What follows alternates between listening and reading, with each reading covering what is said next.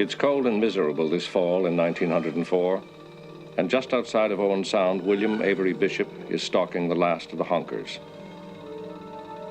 In town, Bishop's more industrious friends are studying the great European empires. But young Billy is ambitious in a different way. He's after the 2 bits his father's paying for each bird brought down.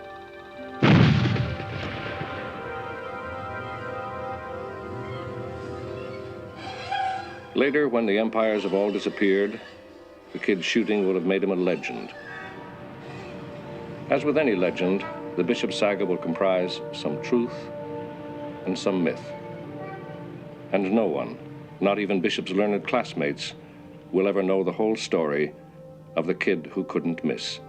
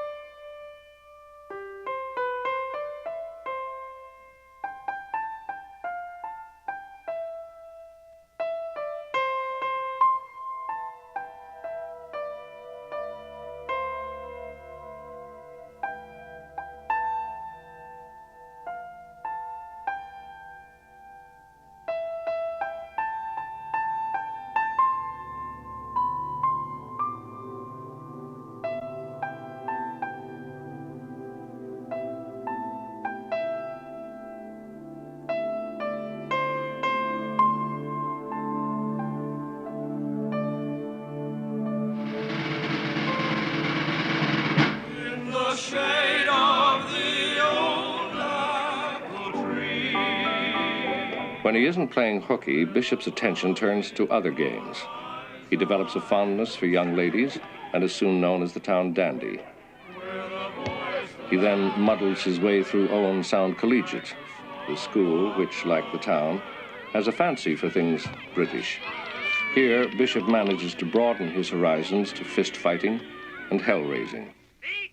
In desperation, his father packs him off to the Royal Military College in Kingston, Ontario, where Bishop's lack of academic inclination will pass unnoticed.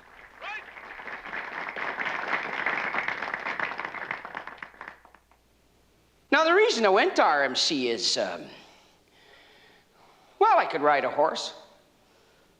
And I was a good shot. I mean, I am a really good shot. I got these tremendous eyes. You see.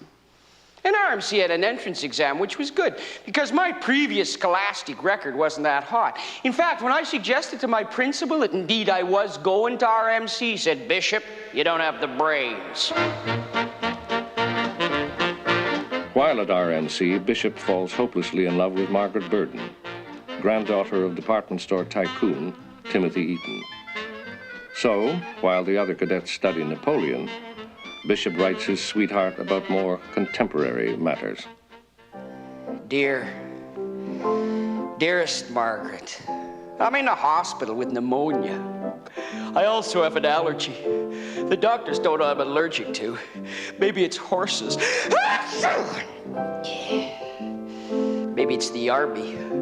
The hospital's nice, so it finds spirits. Thinking of you constantly. I remain.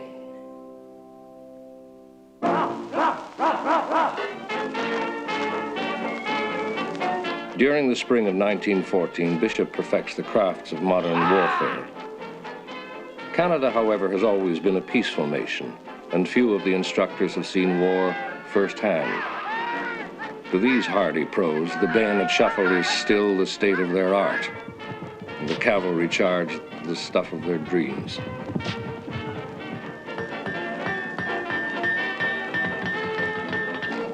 Here comes the team.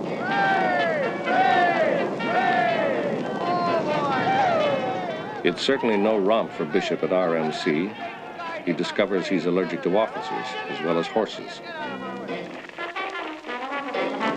And when the other cadets are rehearsing for final graduation, Billy Bishop isn't with them. He's cheated on his final exams and is to be expelled.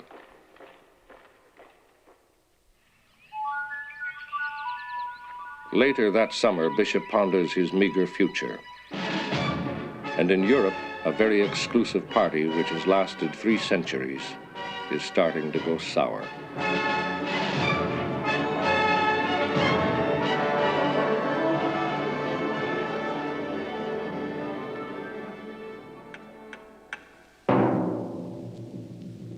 On June 28, 1914, the party comes to an abrupt halt.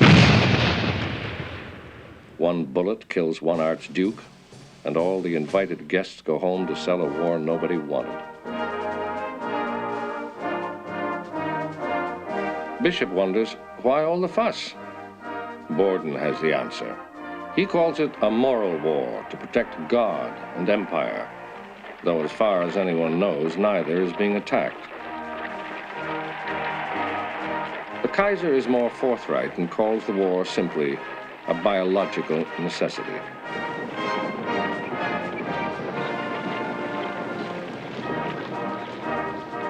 But the Kaiser isn't the only one for whom destiny plays a role this summer. The declaration of war has induced the Canadian Army to commission even its poorest prospects. So, in September, Billy Bishop is commissioned a lieutenant and starts serious training with Toronto's Mississauga horse.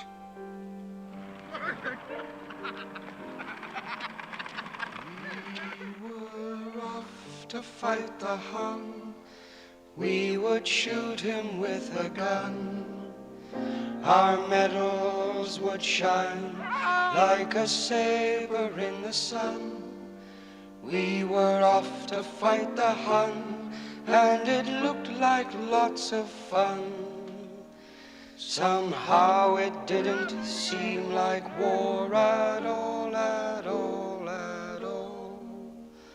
Somehow it didn't seem like war at all. In a month, Bishop is on a troop train speeding to Montreal. The talk, of course, is all war. But since there's been peace for 2 generations, nobody knows exactly what war is like. Everyone, however, including Bishop, is pretty sure it's going to be fun. Good evening, dearie. Good evening, dearie. You better hurry, 'cause it's 9 o'clock. The taxi's waiting.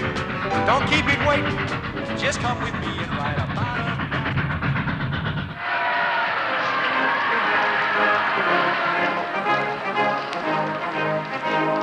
As Canadian boys embark for the front in 1914, they cry glory without embarrassment. And in November, Billy Bishop mounts the gangplank of the SS Caledonia to seek his share of that most worthy commodity. You know, this large crowd came down to the pier to see us off. I mean, hundreds and hundreds of people, and I mean, it's pretty impressive when you look out there and you see several hundred people waving and cheering. I mean, when you're from a small town, the numbers get to you. And you're looking at them, and they're looking back at you, and you think, boy, you know, I must be doing something right. And they start playing God Save the King. And everybody's crying and waving and cheering. And the boat starts to pull out, and they start to yell like you've never heard anybody yell before. I mean, you feel good, you really do, and you're praying, dear God, please don't let the fighting be over before I can get over there and take part in it. On the edge of destiny, you must test your strength.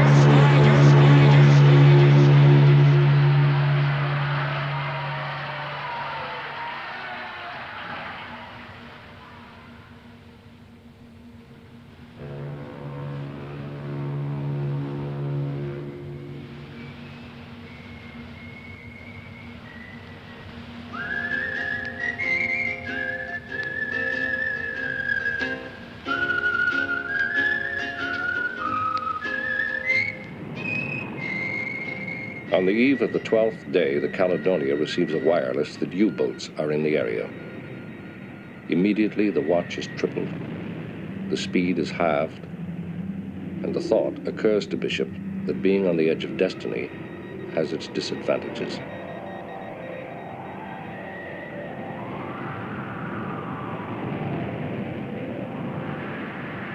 On the morning of the 14th day, Bishop is horrified to see a U-boat surface 500 yards away. By 11, the U-boat will have picked off 2 of the convoy's ships and sent 300 men to their death. Bishop vomits at the sight. It is nothing compared to France.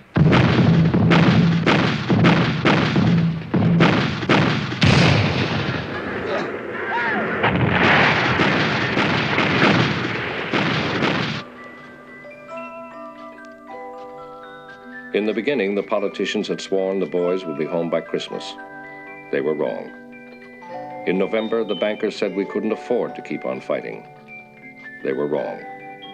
When the snows came, the generals said one great victory will end it all. They were wrong.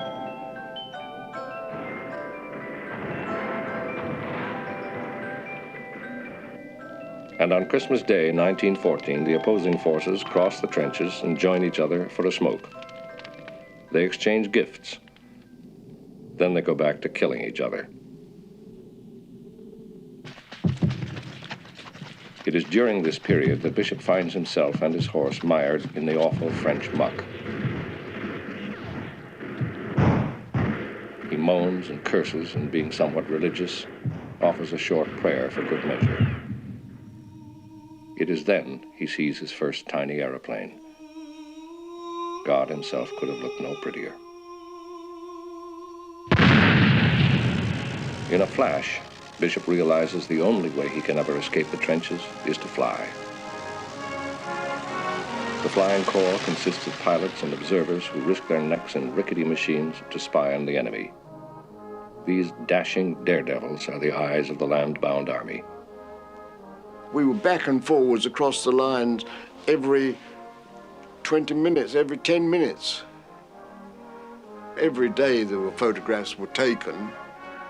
They all went back to headquarters to see exactly what batteries had been knocked out and what position the German troops was. We hadn't got very far to fall, but quite enough to crash. So in the fall of 1915, I joined 21 Squadron as an observer. I mean, that's what you're using planes for at that time, eh? Observation. I mean, you could take pictures of enemy troop formations, direct artillery fire, stuff like that. Looked like nice, quiet work at the time. And I was really good at the aerial photography. I got these great eyes. Remember? Bishop as observer and Roger Neville as pilot faithfully record the slaughter.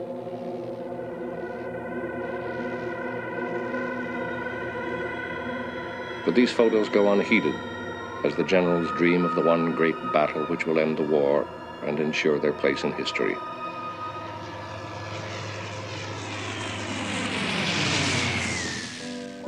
Dearest Margaret, we're dropping bombs on the enemy from unarmed machines.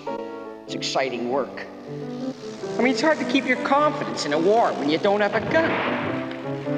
Somehow we get back in one piece, everybody starts laughing, joking around, you know, as we inspect the plane for bullet and shrapnel damage. I mean, you're so thankful not to be dead. Then I go back to the barracks and lie down. A kind of terrible loneliness comes over you. I mean, Jesus, it's like waiting for the firing squad. I mean, you want to cry. You just feel so frightened and so alone. I guess all of us who aren't dead feel these things. Thinking of you constantly. I remain.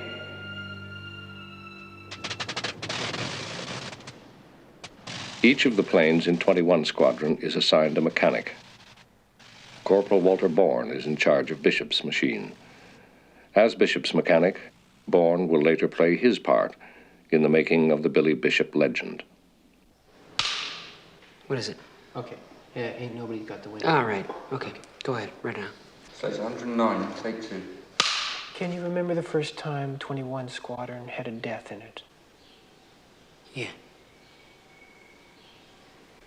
Yeah, it was a lad called Wolseley, an Australian bloke. And they'd come back, you know, after the morning patrol, and I mean, well, he was just shot to pieces, you know, he was mincemeat.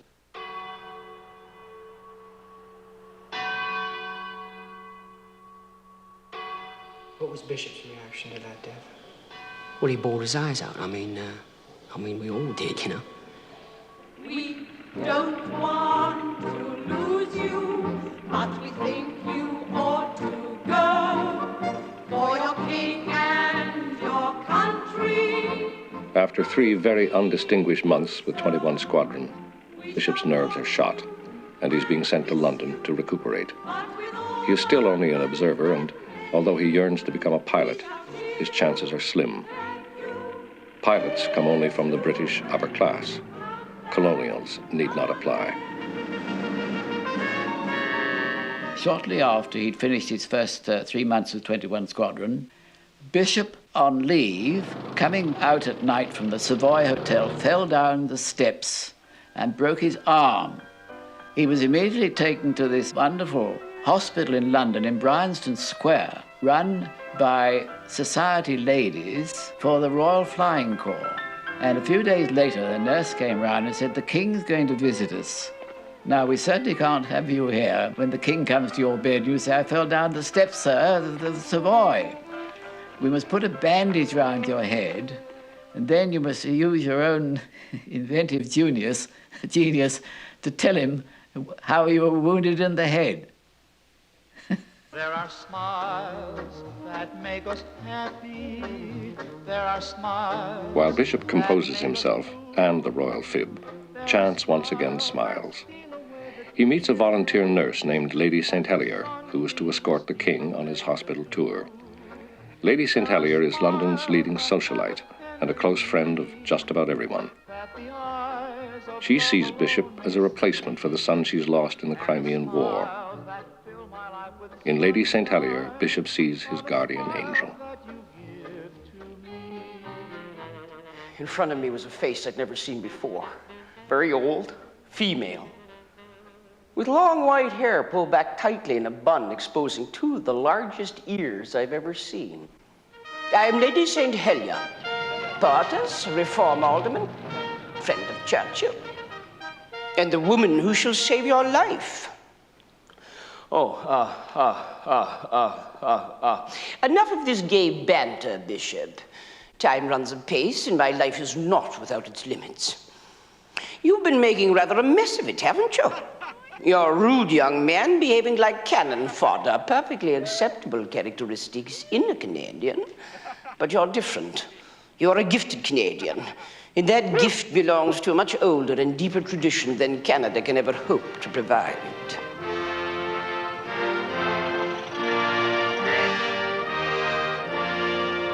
As Bishop prepares to check out of the hospital, he's still only an observer.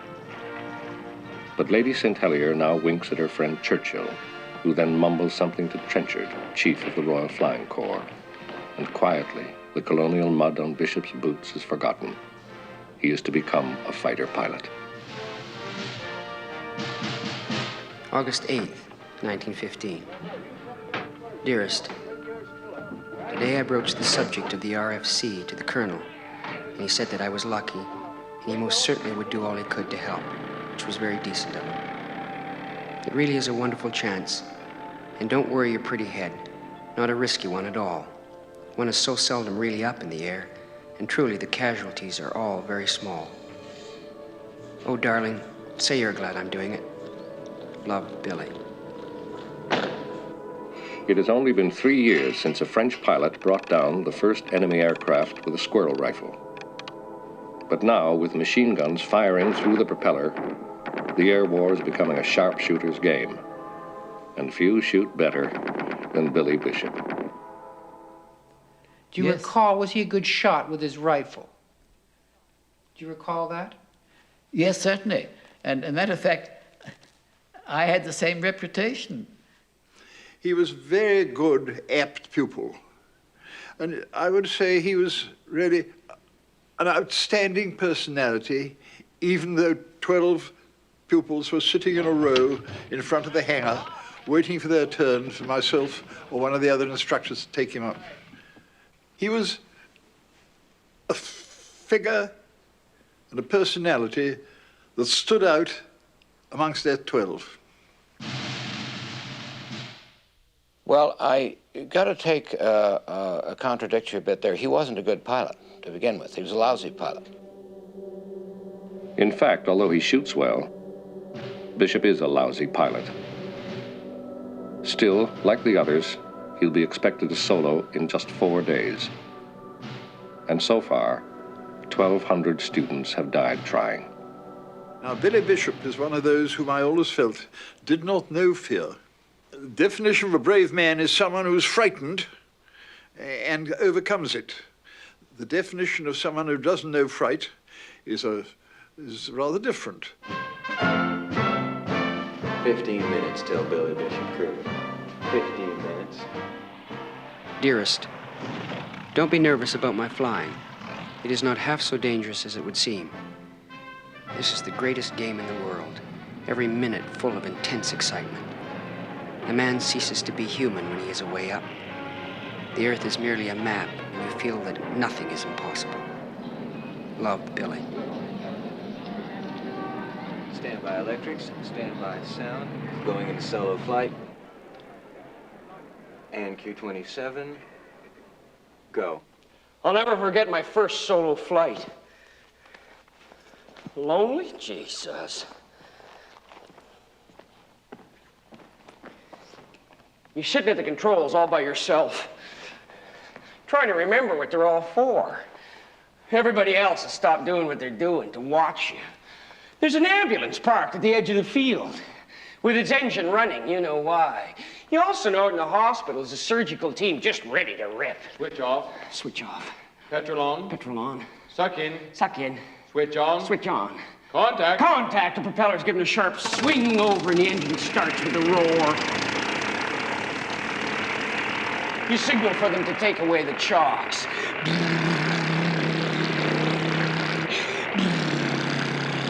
Then you start bouncing across the field under your own power and headed up into the wind.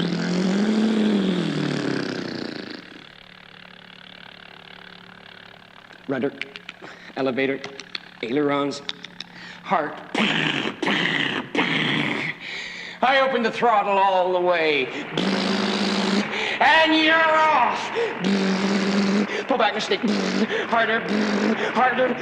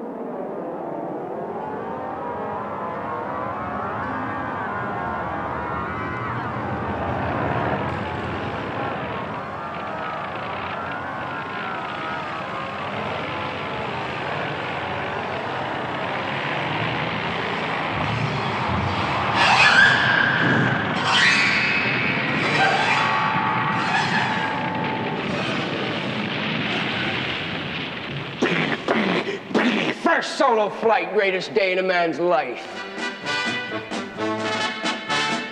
On February 16th, 1917, Billy Bishop receives the wings, if not exactly the blessings, of the RFC.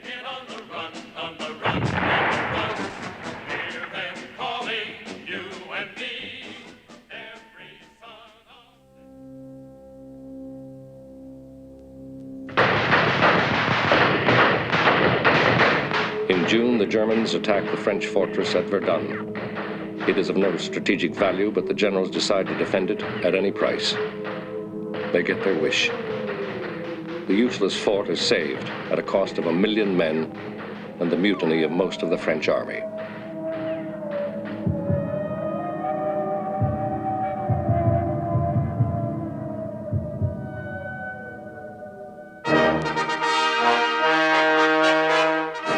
It is, however, a victory of another sort. To divert the public's attention from the carnage, the generals invent a new hero, the air ace.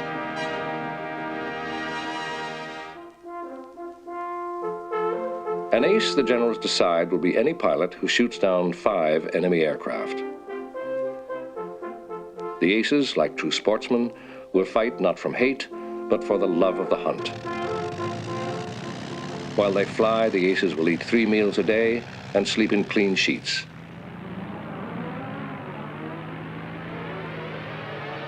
And when they die, their deaths, like those of the knights of better wars, will be glorious and quick.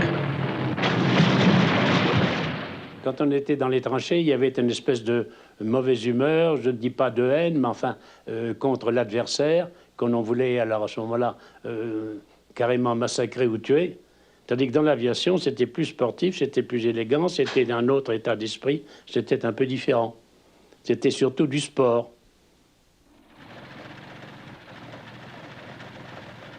Though a good sport, Bishop is anything but an ace as he arrives at his first posting in northern France. He brings with him a lamentable record. He has only received a slight shrapnel wound. He has never fired on an enemy plane, and he has committed numerous acts of insubordination.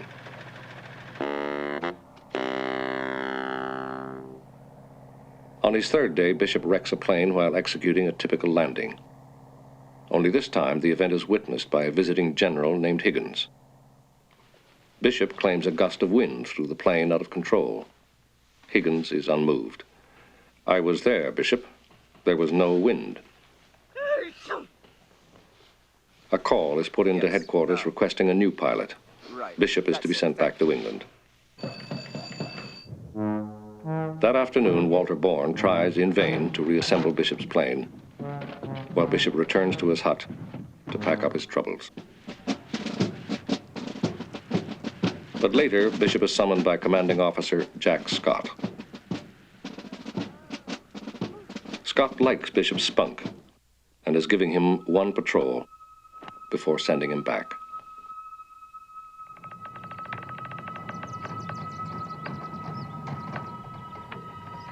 The following morning, at 5:30, the planes are wheeled out of the hangar. There is still a slight mist in the field, but the day looks good.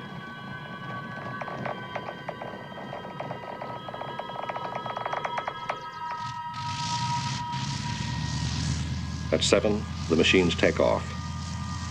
Bishop is in the vulnerable tail position.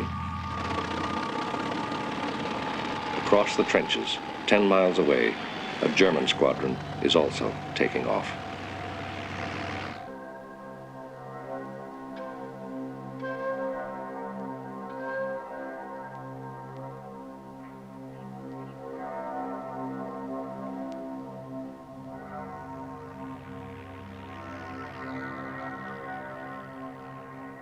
As 60 Squadron crosses the German lines, Bishop is overwhelmed by nausea.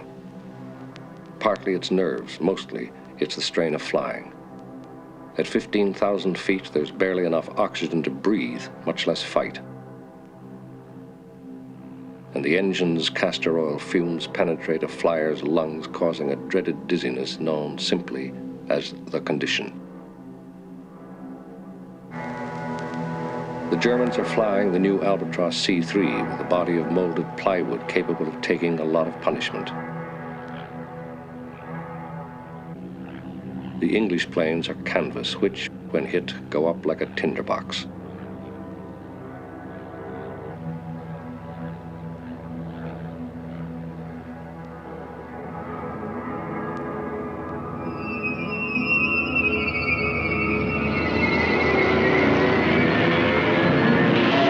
In the first wild seconds of the fight, it's all Bishop can do to keep his machine upright. Then he sees an Albatross get on Jack Scott's tail. Bishop darts behind the German, yanking the Lewis gun. Gasping for oxygen, he's amazed to see that he's scored. Smoke plumes off the German. Then he remembers Scott telling him of the German trick of dousing the cylinders with oil to fake a hit. He hangs on, even as his fragile wings start to shred. As he dives, he knows his plane is stressed way past its limit. Another Albatross now dives on Bishop. But Jack Scott's waiting for the German.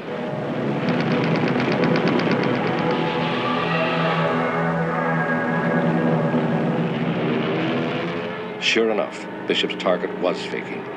He uses up his last rounds in a desperate attempt to get the German.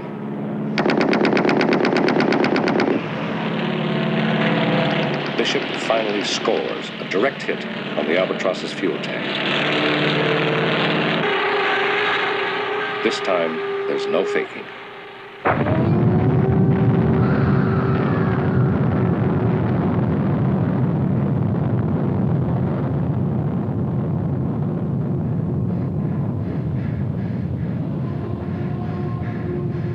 Bishop hovers, hardly able to believe his eyes.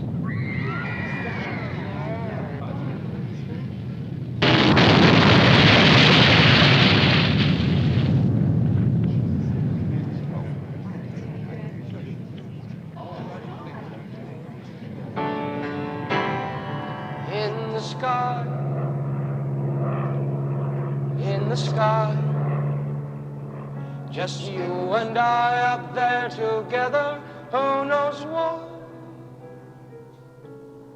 One the hunter, one the hunted, a life to live, a death confronted. Oh, let us dance together in the sky. Bishop's victory surprises everyone, but it's enough to save his job at 60 Squadron and to cause Lady St. Helier to breathe an immense sigh of relief. J'éprouve une émotion intense à tel point que je dansais dans mon avion en rentrant de mon escadrille. On était fous de joie parce que c'était surtout la première victoire et qu'on était heureux parce qu'on avait aspiré à ça pendant des mois et des mois. Alors évidemment, quand on avait réussi, on était très très heureux. On ne pensait pas du tout à la mort du bonhomme qu'on venait de tuer. Absolument pas. On pensait simplement que c'est une victoire comme celui qui décroche un gros lot à la loterie. There are now increasing pilot casualties as dogfighting reaches more deadly perfection. But more importantly, the generals are pressuring the pilots, who have mostly regarded the war as sport, to rack up more kills. And back home, the citizens pray in churches for similar results, although, of course, the word kill is never used.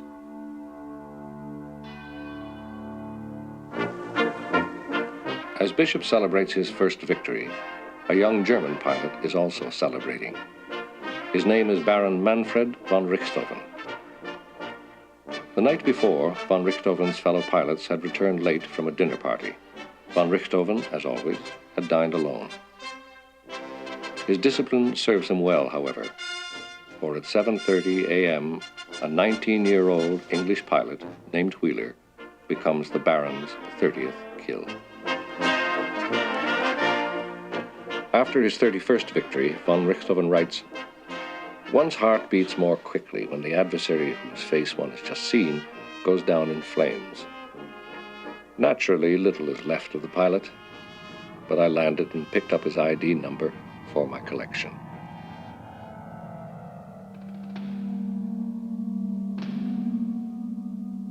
Victories 32, 33, and 34 come in the next 3 days.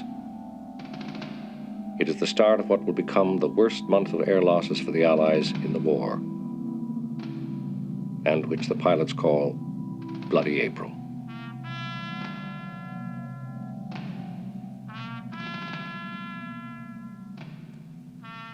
The Allied generals, who rarely agree on anything, now admit privately the war is a mess. Only one of their rank seems to have a solution. That general's solution is partly the cause of Bloody April. And the chap who was running for the Royal Flying Corps was Trenchard, who was an army chap, and he felt that, the ordinary infantry had been sent forward, 60,000 men killed on the first day of the Somme, that sort of sacrifice, and he would have to ask the same sacrifice of his own pilots and observers, although some of them had only got sort of 12 or 14 hours flying time, solo time, before they went over the front. They couldn't really fly properly, let alone fight. Billy Bishop, however, is learning how to fight. He gets victory number 2 the day after his first. And on Easter Sunday, 1917, he brings down an extraordinary 3 more to get the 5 kills needed to be called an ace. That afternoon, there's a celebration for Bishop, attended by none other than Scott's good friend, the influential General Hugh Trenchard. Bishop, it seems, is learning how to fight rather quickly. But more importantly, Jack Scott is teaching him how to get ahead. He did talk a lot about Jack Scott. He used to have a picture of him on his desk all the time, a framed picture. And he was a great admirer of his because Scott was lame. And Scott, as a CO, was not allowed to fly, but he did. And they were in many, many battles together. And I remember recalling a story he told me about him, how Scott got wounded in his arm and just hung his arm out of the cockpit to stop it from bleeding. Because of the constant dogfighting during Bloody April, other English pilots are also learning how to fight rather well. In particular, a schoolboy named Edward Albert Ball. Ball lives alone in a small hut beside his plane, where he cultivates a garden and plays his violin. On his 30th victory, he writes his father, "I'm really beginning to feel like a murderer now, but turnips are doing well. Love, Albert."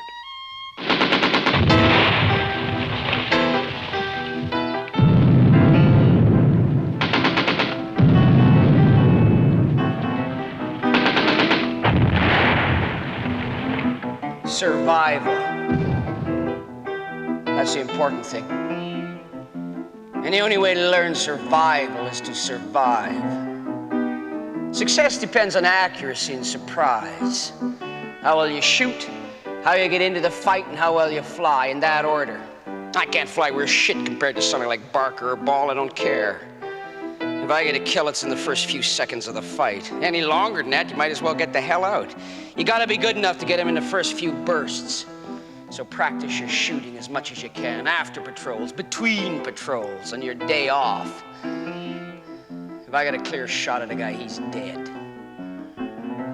You ever hear of flamers? Well, that's when you bounce a machine and a guy just bursts into flames. Now, I don't want to sound bloodthirsty or anything like that, but when that happens, it's very satisfying. But it's almost always pure luck. I mean, you hit a gas line or something like that. If you want the machine to go down every time, you aim for one thing: the man. I always go for the man. The man, however, is very much alive. During Bloody April alone, von Richthofen has shot down 22 planes and brought his score to 48. The last 10 all burned, he writes. The tail stood up in the air, and I could see the seat had been burned through. The thought of coming down in, being shot down in flames, that was my one trouble. We had no parachutes. If we were on fire, we had it, and you got 16 gallons of petrol sitting on your lap. And if you got an incendiary into that, you were in trouble.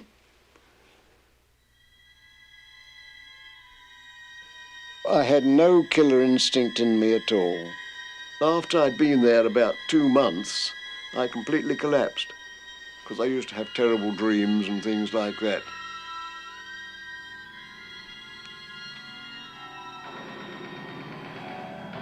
The life of a pilot in France was something like 10 to 20 days. And I think that if I hadn't come back, I would have cracked up and crashed, or something would have happened. I don't think I would have been alive today. By the end of Bloody April, most of Bishop's friends are wounded or dead.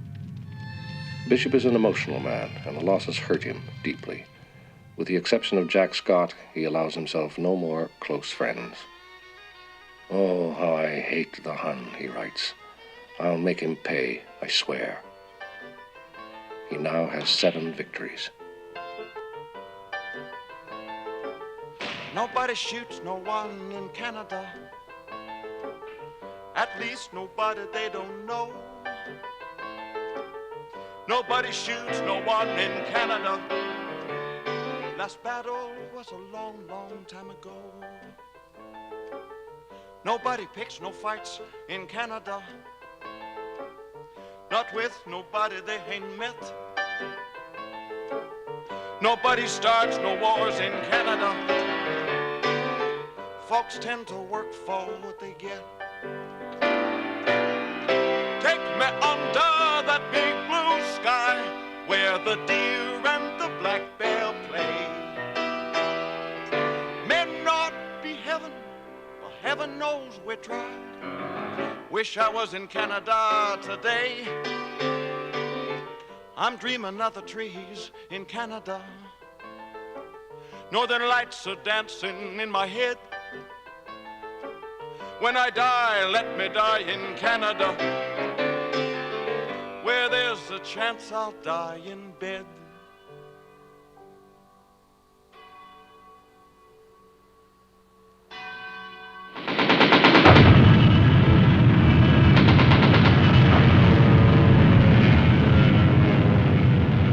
After only a month, Billy Bishop is 60 Squadron's veteran, and with 10 kills, its leading scorer.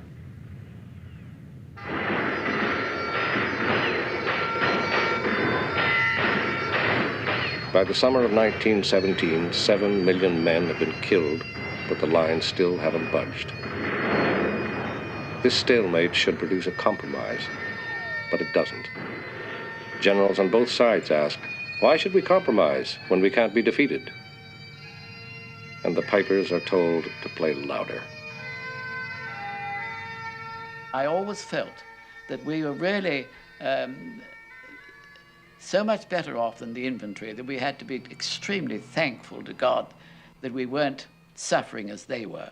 Life in the Flying Corps in those days was an excellent life of comradeship, except for 4 hours a day, 2 patrols of about a couple of hours each, when one was probably very often frightened. But as soon as we got back, we were free to do as we liked. We were given tenders to go into Paris-Plage and frolic with the nurses. There'd always be somebody with a piano, and we did nothing but sing songs and have general jollifications. There would be rugger scrums in the middle of the room and chairs overturned, and every evening was the same.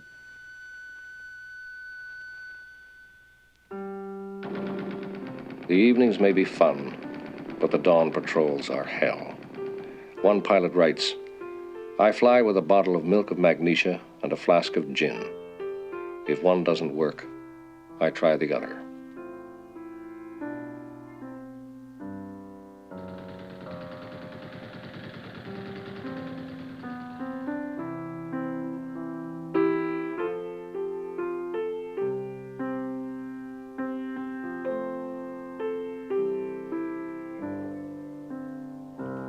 The pilots, a journalist writes, are like children being sent to slaughter.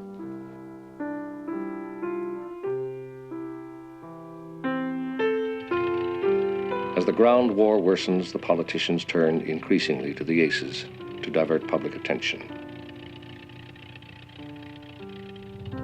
Here, the French commanding general is entertained by Georges Guynemer, the great French ace. Later, Guynemer will drive to Maxine's in Paris, where he entertains the many women who flock to his celebrity. There's a table reserved for the flyers at all times. The bill will be no problem, as the Michelin Tire Company is paying 15,000 francs for each kill. This same week in the north of France, the King and Queen of England visit their hero, Albert Ball, and an up-and-comer named Jimmy McCudden. And in Germany, Baron Manfred von Richthofen receives the Blue Max from the Kaiser as a poster of the Baron's face floods the fatherland, and an opera is written in his honor. Billy Bishop is not in the same league with the best of the aces, but his score has climbed to 18, and the old Sound son now champions his cause, boasting that he brought down 7 in one fight, although in fact it was 3. At 5 in the afternoon of April 18th, a silver biplane lands at 60 Squadron. It is Albert Ball. Later, Ball and Bishop meet. The great hero Ball has heard that Bishop, like himself, prefers lone fighting, and more importantly, that there is no stunt he won't try.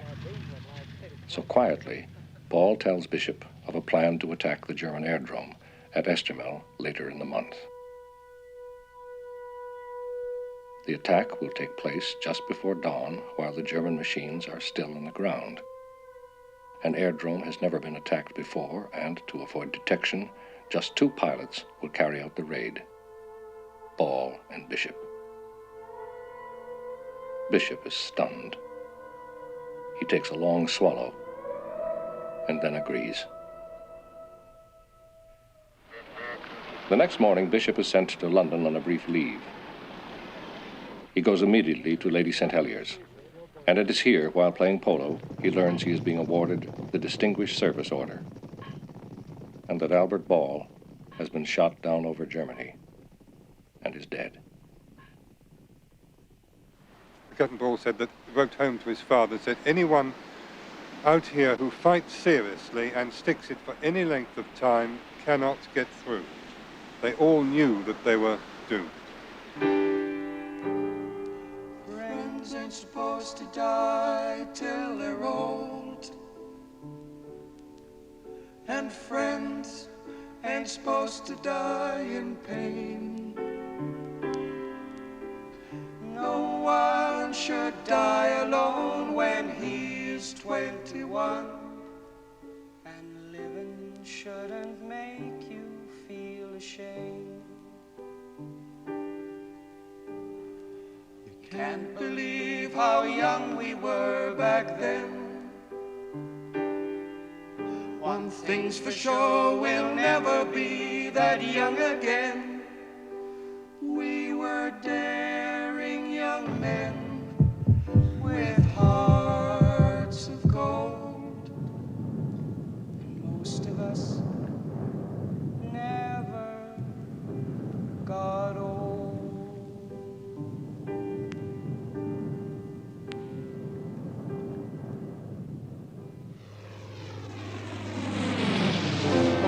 Dearest Margaret, I'm not sure if you'd appreciate the bloodthirsty streak that has come over me in the past month. How I hate the Hun. He's killed so many of my friends. I enjoy killing him now. I go up as much as I can, even on my day off. My score is getting higher and higher because I like it. Yesterday I had an arrow escape bullet came through the windshield. Creased my helmet, but a miss is as good as a mile, and I'm for it, but I do not believe I am for it. My superiors are pleased. Not only have I been made captain, they're recommending me for the Military Cross. Thinking of you constantly, I remain. Yesterday, when I was at the Imperial War Museum, one of the tapes I listened to was by a pilot by the name of A. James. He said that he thought Bishop's record was fraudulent. That Bishop's record was fraudulent. Fraudulent. A fraud. Oh, yes. He did not, Fraudulent. in fact, have that number of kills. He thought that Bishop was a very ambitious man and was cheating on his kills. And that people, he said it was generally known in the RFC that Bishop was cheating. Had you ever heard that? Never. And I would doubt it. It's not in the character of Bishop as I knew him to do a thing like that. And now I was going to say something about there's all the difference in the world between a fighter pilot and a reconnaissance bombing pilot, which I was. Bishop's squadron has now been positioned just opposite the Red Barons. But Bishop is flying even more apart from his squadron. Lone stuff, he calls it. In his first 60 days, he's had 60 fights and brought down 36 planes. The only dark spot is that some members of 60 Squadron are now whispering that Bishop's getting credit for a lot of kills for which there's no confirmation. This is perhaps due to jealousy over Bishop's decorations, but the rumors persist. Well, I remember, one of the pilots, Carlyle, he got in a right row with Bishop, about this unconfirmed victories, and I mean, he was right round a twist with him, you know, and I was surprised because, you know, Carlyle, he was a quiet bloke, but you know, they was all under a lot of pressure. He was like an athlete that way, very competitive, and his favorite sport was boxing. Now, you have to be pretty competitive to box. The day is May 10th, 1917. Final preparations are underway for a full card of dogfighting, which is now so popular that the fights and results are published daily throughout the warring nations. Though no one knows it yet, May 10th will be a very special day, for it is on this day when the two most daring fighters will finally meet, Billy Bishop and Manfred von Richthofen. And Billy Bishop, the man with the best eyes, the best shot, a dead shot, he never misses. The props are being turned, the engines are starting, the fight is on.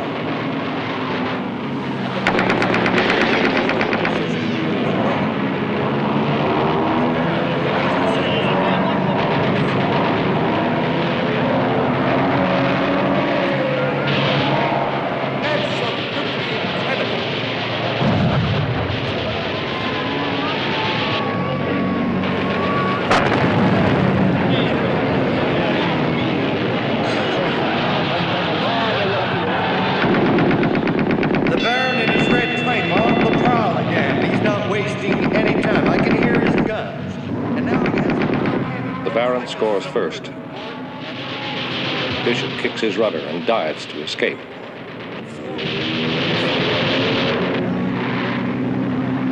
Bishop, the Canadian, is in trouble. Assured of victory, the Red Baron watches Bishop plummet.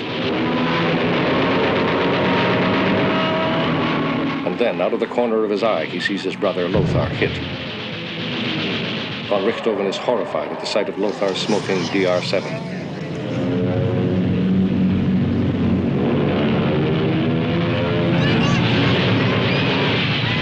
This lapse allows Bishop, who has used the old German trick of dousing cylinders with oil, to get on Richthofen's tail. What a battle this is going to be.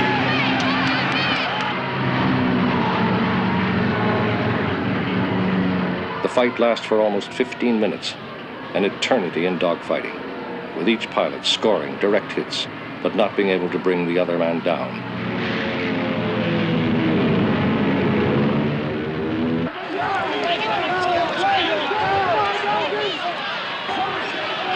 After the fight, Bishop writes simply, "It was the best shooting I've ever seen." Naturally, each side claims victory for its man. After a bit of flying, you got to the dangerous stage when you were a novice. You weren't shooting anything down, but you were very liable to be shot down yourself. Then you get to the stage where you got one or two yourself.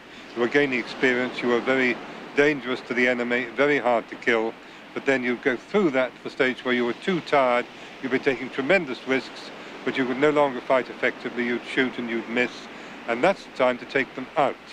But in the First World War, very few people were taken out. There was no proper policy, so many of them simply died of what's now called battle exhaustion. Billy Bishop and Jimmy McCutcheon are now the RFC's leading scorers. Bishop writes, "I'm quite famous now. 2 French airmen told me all sorts of lies they read about me in the French papers, which of course can't be true. And," he adds, "I have a real hair-raising stunt in mind, one that would get me another decoration." He is referring to the lone airdrome attack all dreamed of. Meanwhile, the doubts about Bishop are increasing. The offensive patrols had come back. Maybe 6 or 7 machines. They hadn't seen anything, right? Nothing. He goes out a little later by himself, comes back in a couple of hours, you know, he's firing off his flare guns like this bleeding Guy Fawkes Day, claiming he shot down 1, 2, 3 planes. Well, he claimed he shot them down, but it was the CO, it was Major Scott. He's the one who gave it to him. The Red Baron now has 80 kills and at least that many offers of marriage. In Berlin, a group of nuns disguise his portrait so it can hang in their convent. and the story now spreads that the Baron's triplane is surrounded by an invisible envelope of ether gas which can't be penetrated. But on June 10th, he's hit badly in the head and barely survives an emergency operation. A month later, barely recovered, the Baron starts his comeback on a routine patrol. His departure is, however, marred when a cameraman takes his picture, which all pilots consider an ill omen. Couldn't this have waited for my return? He snaps. He is 11 days short of his 26th birthday. Richthofen, the absolute dead shot, well, he attacked 3 sitters, 3 Australian RE-8s, which should have been shot down at once, and he couldn't shoot down any of them.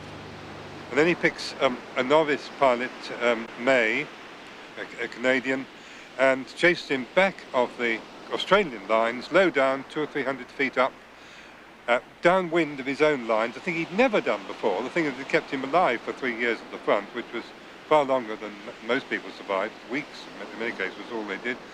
And this was an obvious case of battle exhaustion. He was shooting at this novice for a mile or more. He couldn't shoot to bring him down. While the Red Baron tries desperately to get May, another Canadian, Roy Brown, puts one bullet into von Richthofen's back. Just about all that's left intact of the Baron's Fokker are the twin Spandau machine guns which have ended the lives of 100 young men.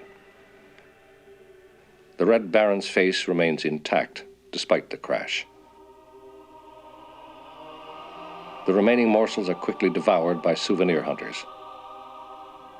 And a funeral is arranged by the Australians who occupy the sector where the Baron died. Even Bishop is saddened when he is told of his adversary's death. Oh, the bloody earth is littered with the fighters and the quitters. Oh, what could be more bitter than a nameless death below? See the trenches long and winding, see the battle slowly grinding. Don't you wonder how good men can live so low? Up above the sun is burning, up above the clouds are turning. You can hear those soldiers yearning. Oh, if only I could fly. From the burning sun I'll sight you, in the burning sun I'll fight you. Oh, oh, let us dance together in the sky. In the sky. In the sky. Just you and I up there together, who knows what? One the hunter, one the hunted, a life to live, a death confronted. Oh, let us dance together in the sky. And for you the bell is ringing, and for you my bullet's stinging, my Lewis gun is singing. Oh, my friend, it's you or I. And I'll watch your last returning to the earth, the fire's burning. Look up and you will see me wave goodbye. In the sky, in the sky, just you and I up there together, who knows what? One the hunter, one the hunted, a life to live, a death confronted. Oh, let us dance together in the sky.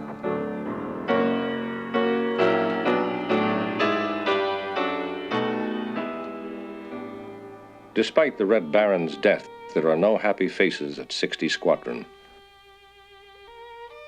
And Bishop writes, "My nerves won't last 3 more months. I find myself shuddering at chances I didn't think of 6 weeks ago."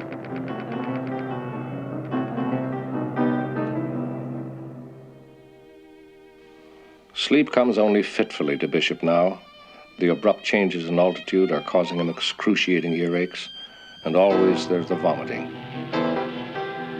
His eyes, however, never fail.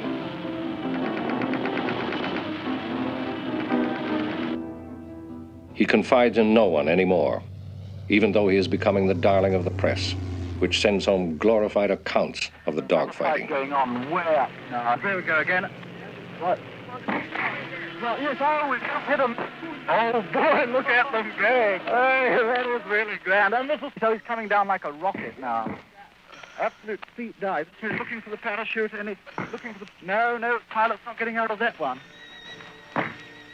No, that man is finished. I think he's come down from about 10,000 or 20,000 feet to about 2,000 feet.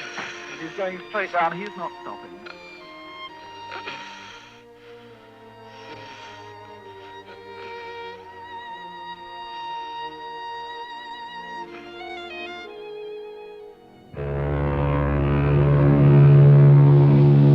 Bishop is now ordered on leave to Canada. He is 2 kills ahead of Jimmy McCudden for number 1, but the constant fighting has left him a nervous wreck. During the crossing, he is plagued by nightmares of the young pilots he has killed. His spirits are revived, however, when he lands. The same crowds that once saw the Caledonia off again jam the port. Only now, they're for him. For the first time, he experiences what it means to be a hero. 2 weeks later, he marries Margaret in Toronto and embarks on a honeymoon where he also writes his autobiography. But as he tours an aircraft plant, Bishop receives disturbing news. He learns McCudden has now passed him for the number 1 spot. After discussing the situation with Margaret, Bishop cuts short his leave and makes plans to return to Europe immediately. On June 14th, Bishop departs London for the front, while Lady St. Helier and several members of royalty cheer lustily.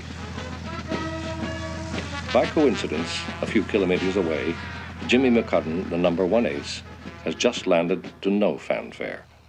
He is on leave to visit his sister, Mary. He came and brought me all his medals. He said, take care of them. Don't let anyone know you have them, but take care of them till I come home. And I went home that day thinking about him and the excitement he'd caused by calling on me. And he saluted me and there was a taxi waiting for him. And the next day passed, I went up to the office, next day passed, and when I arrived home at Kingston that afternoon, the blinds were all down. And I knew then my brother had gone.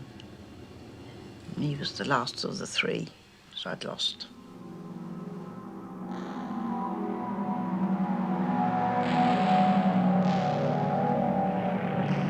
In October, Bishop is fighting again, and with McCudden dead, he's soon number 1. He is a reckless fighter now, and his plane is often hit.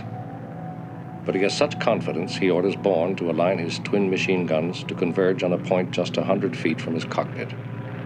I like to work in very close, he says. Just behind Bishop is an exclusive fraternity of veteran aces called NYD, Not Yet Dead. The group gets smaller each day, but as their numbers dwindle to a handful, their fame soars even higher.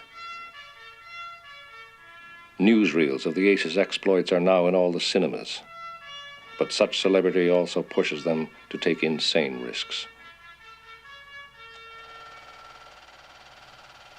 Guynemer is asked, "What medal is there left for you to earn?" He replies, "Only the Wooden Cross."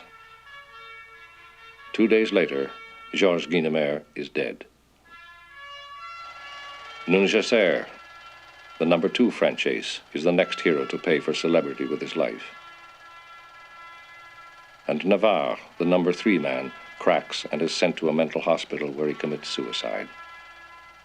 One journalist observes, they have all the glory, but they pay for it. They die.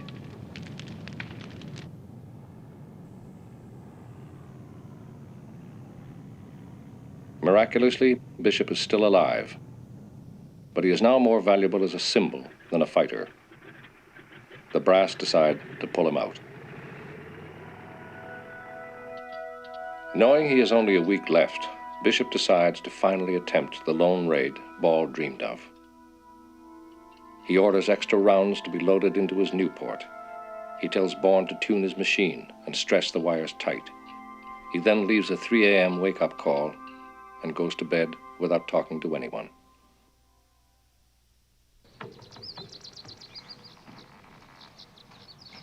When Bishop did that raid on Estremel that morning, did you have any idea it was coming? Everybody knew it was coming. I mean, we were up here in Brass Hats, you know. I mean, they were all standing out in the field, you know, waiting for him to come back, see if he'd done it, you know. I mean, they had everything but a brass band out there, you know. I mean, I thought the king was coming. God, it's awful up here. Pale gray light, cold, lonely as hell. My stomach's bothering me. Nerves? Nah. Forgot to eat breakfast. Shit, just something else to put up with. I climbed it just inside the clouds as I go over the line. No trouble? Yeah. Everybody's asleep. All right, let's find that German aerodrome. Where is it? Should be right around here. Quick pass. A few bursts inside those sheds just to wake them up and then pick them off one by one as they try to come up. Wait a minute. There's no planes. There's no people. Well, the bloody place is deserted. Well, shit, that's that, isn't it? I mean, you can't shoot anybody if there's nobody here to shoot. Bloody stupid embarrassment, that's what it is. Feeling really miserable now, I cruise low, looking for some troops to shoot them. Nothing. What the hell is going on? Are we fighting a war or not? Is everybody on vacation? I turned his prop when he left, you know. He was very quiet, very tense, but when he got back, you know, he was all smiles and chuckles, you know. He was right ripped with it, you know. Very pleased with himself. Jesus, we got lots of planes here, lots and lots of planes. What do we got? 6 scouts and a 2-seater. Oh, Jesus, I hope that 2-seater doesn't come up for me. Have a hell of a time getting him from the rear. A little late to think about it now.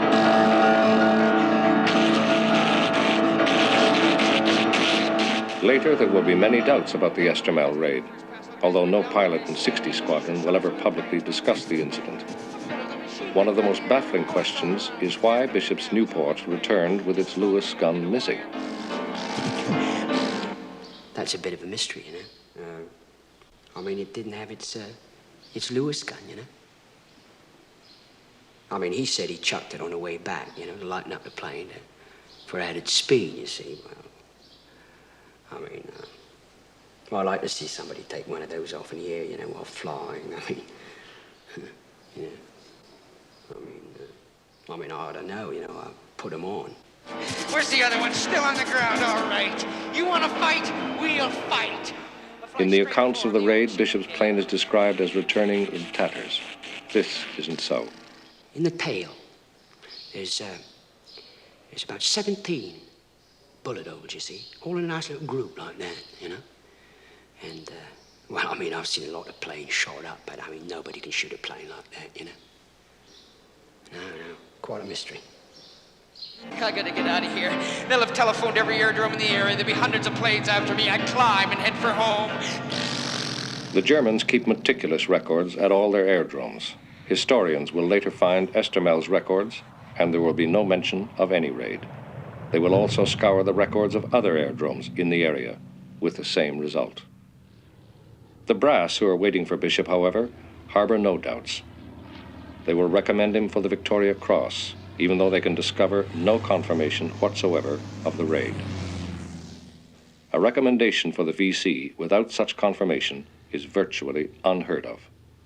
What was their reaction? Oh, proper chuffed they was. Yeah. I mean, you know, they loved it. I mean, they loved that kind of stunt, you know. I mean, we had our stunt merchant now. Major Bishop. We've lots of medals for you, Bishop, eh? Lots and lots of medals, huh? Pretty medals. Oh, that's not all either. No, you shall receive your medals. You'll go on extended Canada leave, and you won't fight again. What did you say, sir? Have I got a speech impediment, Bishop? I said you won't fight again. Not fight again. I gotta fight again. You have done very, very well. You will receive the Victoria Cross, the Distinguished Service Order, the Military Cross. No British pilot has done that. Not even Albert Ball, God rest his soul. Leave it at that, Bishop.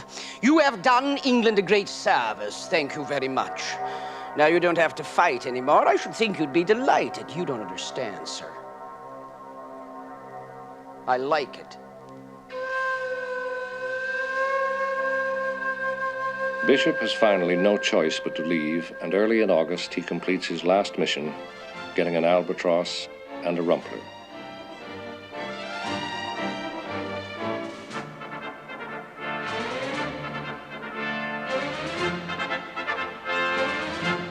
He then goes directly to Buckingham Palace, where King George awaits him with England's supreme award for heroism, the Victoria Cross. Only 19 VCs will be awarded to flyers in the war, and of these, half will die, including Albert Ball and Jimmy McCudden.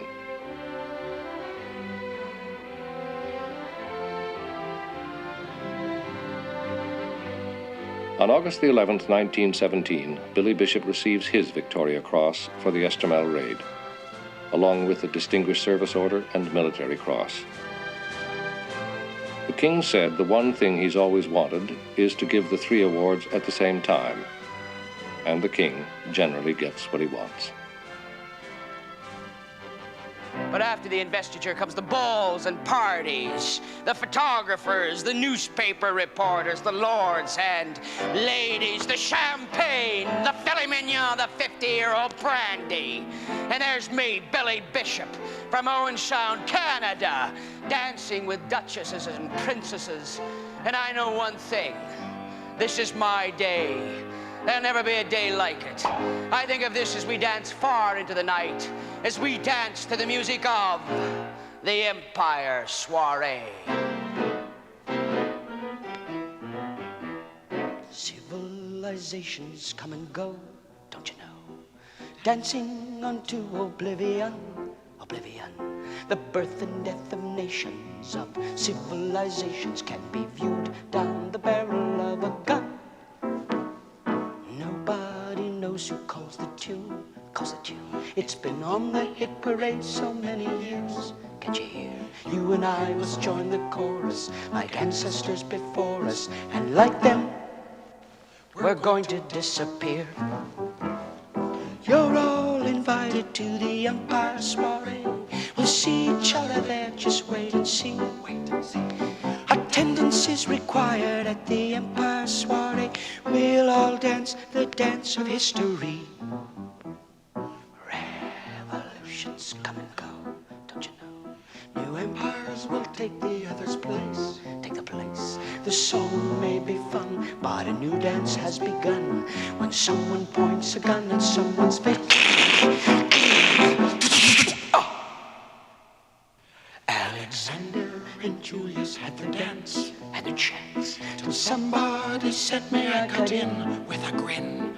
All you and I can do is put on our dancing shoes and wait for the next one to begin.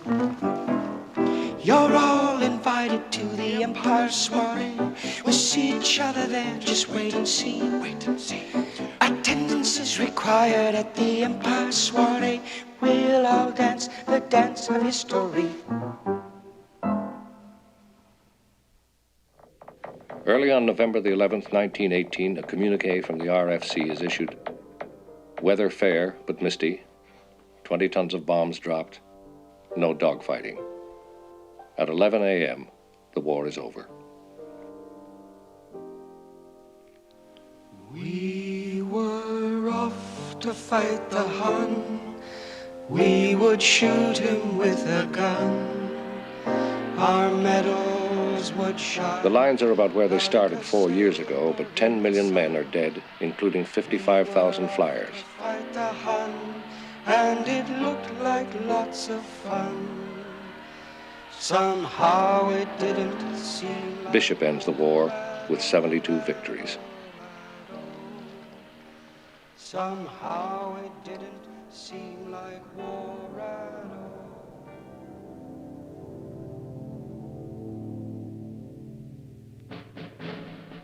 In 1939, Billy Bishop is once again in uniform.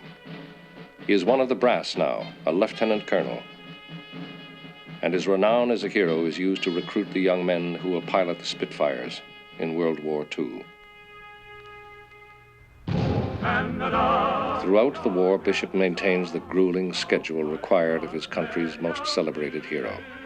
No other hero from either war can match his appeal. He is once again at center stage. Marching on to victory as the call is built before. With heart and voice they made the choice, so we will. Bishop yearns to be one of the boys again, but he knows he is only a symbolic warrior now.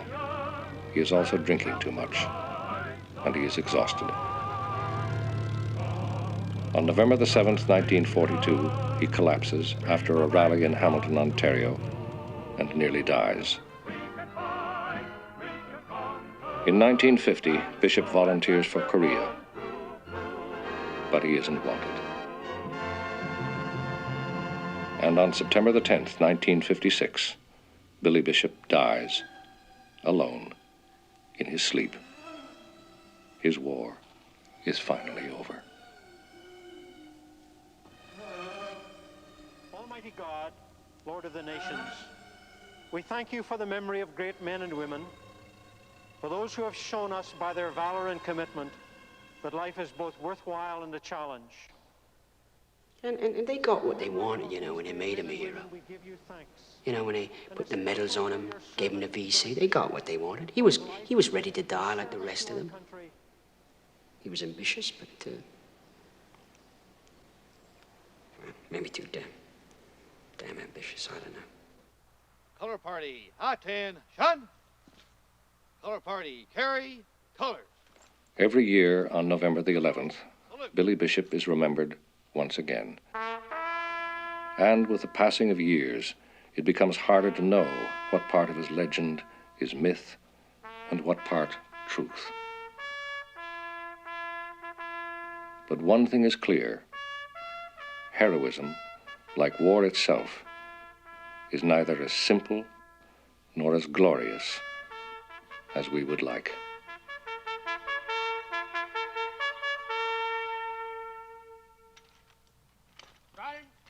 Riding out and color party, right turn. Quick, work.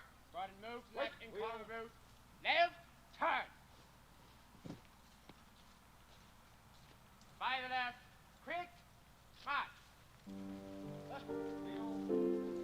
Left, right, left, right, left, right, left. Left, right, left.